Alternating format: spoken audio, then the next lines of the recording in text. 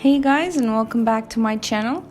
Today's video is me painting on the first page of my sketchbook. As you can see, this is a gray toned sketchbook, and I was very fidgety when I filmed this. I was so nervous, honestly, because I've never used toned paper, whether it's like brown paper or gray paper. I have never used any, so I was really fidgety and nervous because I was gaining some courage to start and sketch.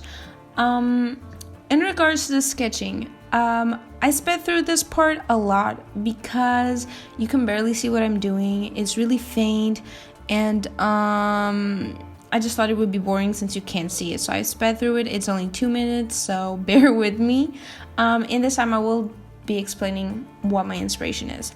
So if you've seen any of my sketchbook tours, you know that I start off my sketchbooks with a Harry Potter quote, which is, "I solemnly swear that I'm up to no good," from the Marauders map. Like, you're opening up the map and you say that, so you're opening up my sketchbook and you say that, and then I end the sketchbook with "mischief managed" as like a closing thing. So the reason for this is just because it kind of sometimes gives me inspiration on what to do on the first page. It helps me tackle the first page, and it takes away the nervousness that comes from the first page, you know. So yeah, I usually do something in that theme, or it's Harry Potter inspired, or it's just magic inspired, but this time I really didn't want that. I wanted it to be in markers, and one objective that I have that I've set to myself recently is to do more portraiture. So I decided I was gonna do some markers, and the thing is that when I'm painting portraits with markers, I really like to paint portraits of darker skins because they just look so good. I have limited amount of colors, mind you. I have like 3 colors in total. I know you see a lot of markers on screen, but trust me, in reality I only used like 4 or 5 markers, and it was a lot of blending. So yeah, I went out to look for reference. As you saw on my phone, that was my Pinterest reference, and then I just kind of took it with a little bit more interpretation for me. I knew that on the side I would have that pop, I would have like a pop of color of red, so I knew I wanted to put that into my drawing. And the hair I decided to do in blue, like they do in animation. If you notice, usually they use other colors to portray black in hairs, and I decided to go with blue just because I thought it would match and it would look cute. And then my pen started dying on me, and everything started dying on me. So yeah, in this part I'm first trying to do the base layer. I started off with a light skin tone just because I wanted to give it a base so I can blend and to maybe give highlights, but honestly it was a mistake because this sketchbook doesn't do that color that well, and it gets kind of greenish and it didn't do anything. So then I went in with my lightest brown shade and started layering it a lot. I layered it like crazy. I did like 3 layers, trying to give them some shading, trying to do something with it, and then I slowly went to the other 2 darker shades, always blending, as you can see, trying my best to get a realistic look to the skin, but it kind of ended up looking a little bit splotchy because I was running out of ink. So it does come a little bit splotchy.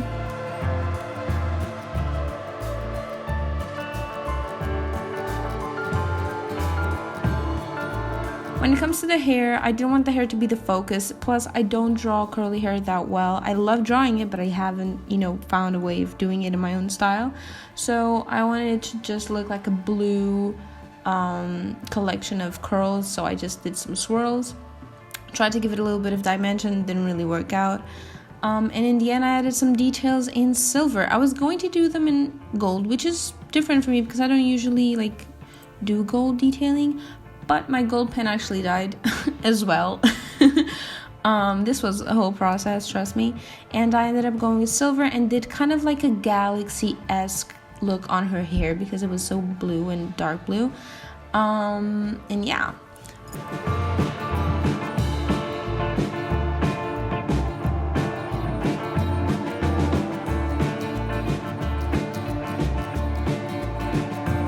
Later on, I went with a Posca pen, as you can see, and added a speech bubble just saying the asylum is where I'm up to no good quote, and putting the date where I begin my sketchbook. I will later on add the finishing date. I had to do so many layers with that Posca pen. Like, people usually online just make it look like it's one sweep and it's done. It's not. You have to go over it thousands of times. Another thing I always do in my sketchbooks is I add a sketchbook on the spine and add the number of the sketchbook as well. Just because when I put them back, well, not back, but when I put them on my shelves once I finish them, I have them all with their numbers, and it's just easier for me to see. They're not sequential, which is kind of annoying for my OCD, to be honest, but I like to have them like that because I can always know like which one is which, so I really enjoy that. And yeah, that's basically the video. I hope you guys enjoyed it. It was very interesting, and it's interesting to paint on toned paper, and I really am enjoying it, and struggling as well. If you've ever tried toned paper, let me know what you think. Is it really like something you like, or is it just, oh, it was an experience but I don't want to repeat it again? Let me know. Yeah, so I hope you guys enjoyed this video. If you want to see me paint the cover, let me know and give me some ideas. Since you stuck to the end of the video, give me some ideas. Yeah, and please subscribe if you want to see more, like, share, all those good things. Please like, it really lets me know if you like the video and if I should do this more often. And yeah, I'll see you guys later. Bye.